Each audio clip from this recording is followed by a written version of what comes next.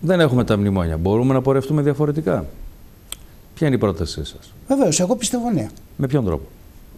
Καταρχήν, ορισμένα πράγματα θα πρέπει να ενημερωθεί ο ελληνικός λαός για ορισμένα πράγματα με την πραγματική τους έννοια και σημασία. Εγώ τουλάχιστον ξέρω και όλοι μας ξέρουμε ότι η δυνατότητα να επιβιώσει η Ελλάδα χωρίς καμία, να το πω έτσι, εξωτερική ενίσχυση, διότι μην κρυβόμαστε πίσω από το δάχτυλό μας.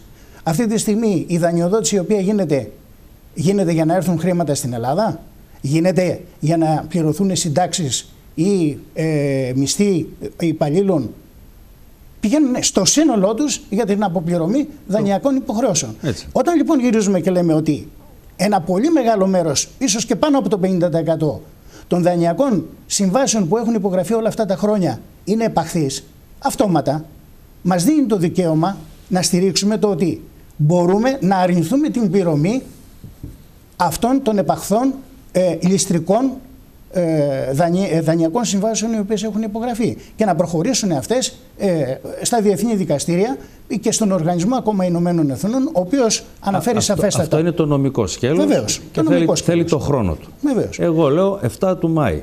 Ναι. Δεν πληρώνουμε τίποτα, κάνουμε στάση πληρωμών, μορατόριουμ δηλαδή ουσιαστικά. Ακριβώς. Λοιπόν, και λέμε έξω από το μνημόνιο. Δεν έχουμε μνημόνιο. Μηδενίζουμε και το κοντέρ. Δεν έχουμε να πληρώνουμε σε αυτούς δάνεια. Κάνουμε στάση πληρωμών. Δεν τους πληρώνουμε ούτε τόκους ούτε τίποτα. Ακριβώς.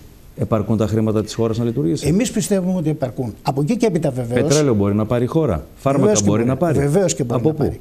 Διότι εδώ γίνεται ακριβώς, πιστεύω, το μεγάλο λάθος. Για πείτε μας. Διότι αποκρύπτουν το ότι υπάρχουν κάποια αποθέματα, τα οποία μπορούν χρηματικά αποθέματα, τα οποία μπορούν να χρησιμοποιηθούν. Βεβαίως θα υπάρξουν κάποια προβλήματα, αλλά εάν από εκεί και πέρα ξεκινήσουμε κανονικά να απαιτήσουμε κιόλας αυτά τα οποία μας χρωστάνε, διότι ναι μεν χρωστάμε, αλλά μας χρωστάνε κιόλας. Και έρχομαι σε ένα συγκεκριμένο θέμα. Τι γίνεται με τις πολεμικές επανορθώσεις της Γερμανίας?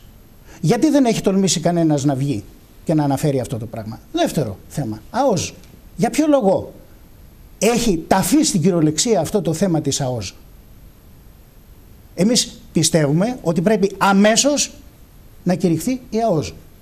Άκουσα προχθές να αναφέρεται ο κύριος Σαμαράς για το θέμα ακριβώς αυτό. Τόσα χρόνια τι κάνανε?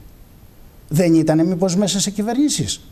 Και αυτός και ο κύριος Βενιζέλος και οποιοδήποτε άλλος ήταν μέσα σε κυβερνήσεις. Άρα λοιπόν το ερώτημα το δικό μας, σαν να το πω έτσι, εγώ προσωπικά απόστρατος αξιωματικός, ο οποίος μεταλανίζει κυρίως αυτό το θέμα από πολλά χρόνια, ήταν το εξής. Τι κάνουν? Ας μας δώσουν μια συγκεκριμένη απάντηση, γιατί δεν το κάνανε. Τους εμπόδιζε κανένας? Ποιος τους εμπόδιζε? Εσείς δηλαδή τους εμπόδιζε? Εγώ πιστεύω ναι. Δηλαδή είναι δυνατόν η λέξη ΑΟΣ να λέγεται σε αυτή τη χώρα εδώ και μια 15ετία από ολίγους ανθρώπους? Λίγοι άνθρωποι μιλούσαν για ΑΟΣ, έτσι.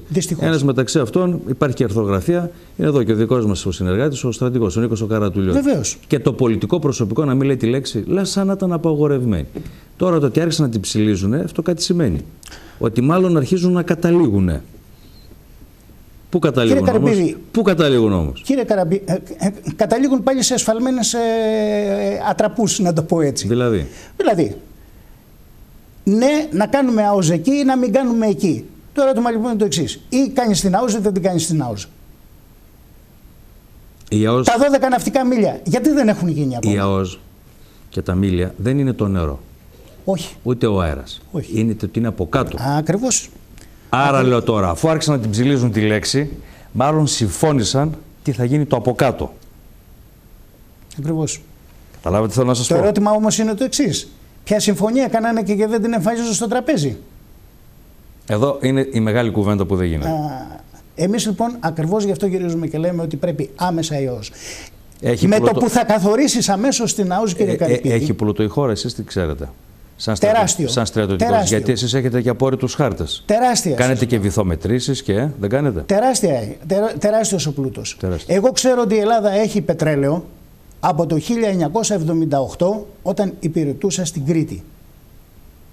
Διότι έγινε εκείνη την εποχή συγκεκριμένη γεώτρηση σε συγκεκριμένο σημείο στην κοιλάδα του Μεσαρά από άνθρωπο φίλο μου ο οποίος μου το εξομολογήθηκε. Στρατιωτικός ήταν αυτός? Όχι, ιδιώτης, ο οποίος ξεκίνησε ο άνθρωπος να κάνει πρατήριο υγρών καυσίμων.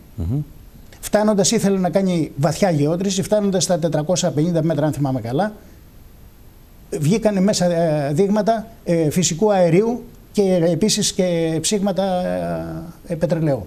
Το αποτέλεσμα ήταν την επόμενη μέρα ήρθε κλιμάκιο από την Αθήνα, κλείνει, σφραγίζεται η γεώτρηση. Οι δε άνθρωποι οι οποίοι πραγματοποίησαν τη γεώτρηση έχουν εξαφανιστεί από την Κρήτη. Τους μάζεψαν.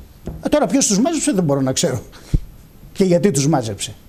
Αλλά άλλο ένα θέμα το οποίο πιστεύω ότι είναι πάρα πολύ σημαντικό. Σκάνδαλα.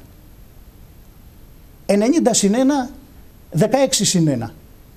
Πασόκ και Νέας Δημοκρατίας. Έκανα μια κοστολόγηση αυτών των σκανδάλων και βγάζω ότι εάν είχαν οδηγηθεί στη δικαιοσύνη, το κράτος θα είχε γλιτώσει γύρω στα 700 δις. Μπορείτε να αντιληφθείτε αυτό το νούμερο? Πώς το βγάζετε αυτό το νούμερο? Το βγάζω από το σύνολο των σκανδάλων. Δηλαδή. Θα χρειαστεί τουλάχιστον μία ώρα για να κάτσω συνοπτικά πέστε το. Δηλαδή, πώς από πού να αρχίσουμε? Από τα σκάνδαλα τα οποία ξεκίνησαν από το 1981 με την αποβιομηχάνηση της χώρας, με τους γεωργικούς συνεταιρισμούς οι οποίοι δημιουργήθηκαν τότε και οι οποίοι απεμίζησαν του κόσμου τα χρήματα, τα οποία δεν πήγαν πουθενά και χαθήκαν, μάλλον πήγαν στις τσέπες κάποιων άλλων. Και να πω κι άλλο ένα πράγμα. Δηλωμένες καταθέσεις Ελλήνων βουλευτών που είναι από 100.000 ευρώ και πάνω και φτάνουν ορισμένοι να έχουν και 5 εκατομμύρια ευρώ και 6 εκατομμύρια ευρώ. Και αναρωτιέμαι, τόσο πολύ δούλεψαν οι άνθρωποι αυτοί και τα απέκτησαν? Τη στιγμή που ξέρουμε ότι υπάρχουν άνθρωποι οι οποίοι δεν έχουν δουλέψει ποτέ τους. Κολέγιο Αθηνών. Μα είναι δυνατόν ποτέ η Ελλάδα να συνεχίζει να διοικείται